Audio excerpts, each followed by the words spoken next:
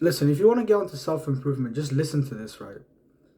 I've tried self-improvement. I've tried self-improvement for like the last 3 months, and it's worked perfectly. Honestly, like I've been trying self-improvement for the past 2 years, but only the last 3 months I've gone actually serious on this path. And bro, it has changed my life. Think about this, right? I used to be the most ugly version of myself. Like I used to be the most retarded, like non-intelligent version of myself, and I changed. And I changed through a vigorous self-improvement path where like I cut out friends, I cut out junk food, I cut out phones, and I cut out so many things. And bro, it's improved my life. Self-improvement works. This whole point of this video is to make you understand that self-improvement works. Don't think that it doesn't work. It doesn't work for you, but it works for me, and it works for the people who listen to like the books that I read and listen to me. Because like I've seen firsthand, like I've helped people in real life. I've told them, all right, do this, and this, and your life will improve. And guess what? They did the things and their life improved. So listen very carefully. I'm going to spill the sauce in this video, right? Self-improvement works. Just don't scroll down. Don't be like a retard. Don't scroll down. Just stare at me for the first time in your life. Stare at me. Don't like do anything else. Stop trying to multitask. You are not at the level to multitask. Just watch this video with your full attention and your life will improve. Right? Right. Listen. First you need to understand. Self-improvement has a bunch of habits. It has like a bunch of habits that you need to follow in order for your life to improve. Now, this is the part that like a lot of people are not going to want to do. You need to cut out your phone. You need to cut out your video games. You need to cut out all of your excuses. Now, let me logically break down your excuses because I know exactly what excuses you might have because I've had the same excuses and the people I've tried to help have had the same excuses. And also, I'll be honest, right? Most of the people that I've tried to help are not it. Like they just don't want to change. And like the only way you're going to change is if you want to change. Change comes to people who want to change. So if you want to change, listen. If you don't want to change, get off the channel. Just leave. Leave. You are not like going to stay on this channel and not like half-ass this shit because you can't do that. If you do that, then you won't make like basically any progress. You need to be very, very serious when I'm talking to you face to face. When I'm talking to you, you need to be extremely serious in what I'm saying, right? Take it extremely seriously and your life, I swear down, will change. So as I said, first you have to cut out all of these distractions. Now let me start with the first cope that I hear a lot of people say. They say stuff like, okay, I play video games at the end of a hard day to rest and unwind. But like let's like logically break that down. If we imaged your brain, if we like took a scan of your brain when you are playing video games, it's like your brain is stimulated. Your brain is not resting. Same with Netflix. Like if you like use Netflix as a crutch to like rest and unwind after a hard day, if we image your brain after watching Netflix, your brain is like stimulated, that it's not resting. So don't cope. And also, when we like imagine you're playing the game, right? And we watched your face when you played the game, you're just like this. Like you're not even having fun. Like you have fun in the moment, but you're not even smiling. That's not real fun. That's like dopamine, like dopamine overload. You are literally stimulating yourself, and then you're after your dopamine baseline goes down. So I've explained this various times, but I want you to understand this one thing, right? If you take away one thing from this video, please make it this. You need to understand how dopamine works in your head. In your head, like I'm gonna give you the bro science explanation, so you don't have to like get like bogged down by all of like the science, right? Dopamine is a hormone in your body that is released when you're motivated, right? You get that so far? So dopamine is responsible for you feeling motivated. If you have low dopamine, you have no motivation.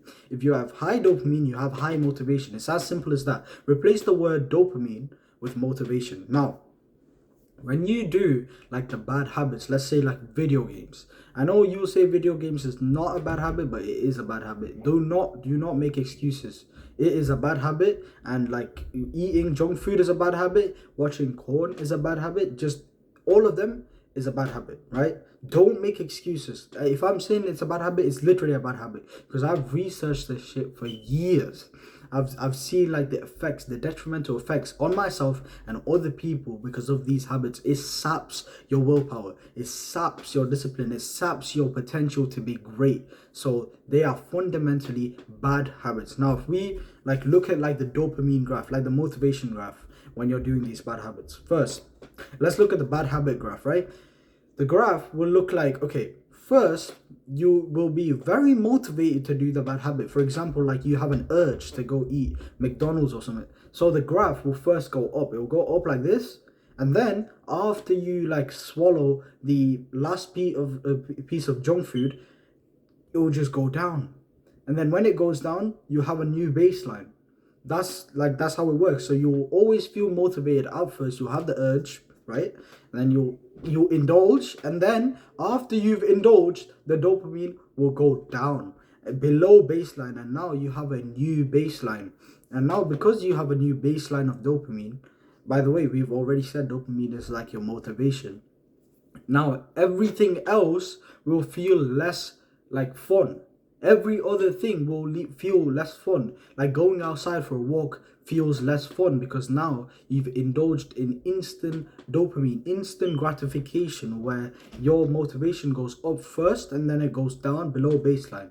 And when that happens, everything else like walking, reading, exercising, like doing any of these good habits, they don't feel appealing to you because you have like brought your baseline down. So again, to regurgitate what I've just said, when you do the bad habits, your dopamine, you're motivated first, so it will go up and then it will go down below baseline, and when it goes down below baseline, you will not have fun doing any other good habit. It's as simple as that, because that is how your brain works. I've just explained it in a very simple way so you can understand like how it actually works in your brain. Now, it is the truth for the opposite type of habits, and this is when you do good habits. You will not feel motivated to go to the gym at first. Like especially if you're a beginner, like the gym is like the cornerstone of all of self-improvement, let's say, right? It's literally like how you build like confidence, because like your physique is like, let's be honest, like a very important part of your life, right? So when you first, like when you're a beginner and you're trying to go gym, it will feel hard. It will feel like you will not be motivated for it. So your dopamine, guess what? Because dopamine is motivation, your dopamine will go down below baseline. But then after you've like completed the workout, it'll go up above baseline. And what that means is basically you've increased your dopamine baseline. So now other like good habits feel more fun. Think about it. Like if you go to the gym, right, and you did not feel like going to the gym, but you went to the gym anyway for like 6 months, and you've built like a pretty good physique. Like in that 6 months, you've seen pretty good progress. You've got bigger biceps, you've got bigger shoulders, you've got bigger chest. Like you're like getting hyped up, looking in the mirror, and you're like, oh shit, bro, I've actually made some gains. Like, oh my god, that is going to motivate you. So hence, like increasing your dopamine baseline, because like you are more motivated to go to the gym again. Because guess what? Progress is the greatest motivator. If you see progress in anything that you do, it will motivate you heavily.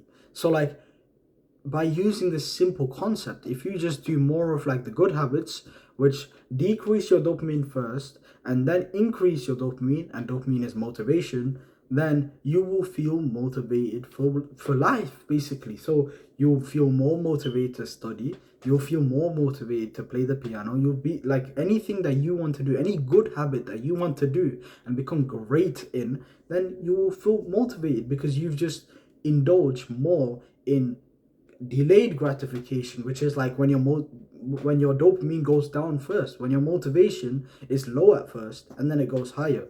So like the whole point of that is like you just have to see self-improvement as a game. is nothing but a video game. Think about it. Like, you played video games for a very long time, just like me, right? And then you played it, you made progress, and that made you more motivated. So you go again, and you level up, and then you level up, and higher and higher and higher. So like, that is in video games, but similarly, you can do that in real life, and that is how you make self-improvement, this whole game, addictive.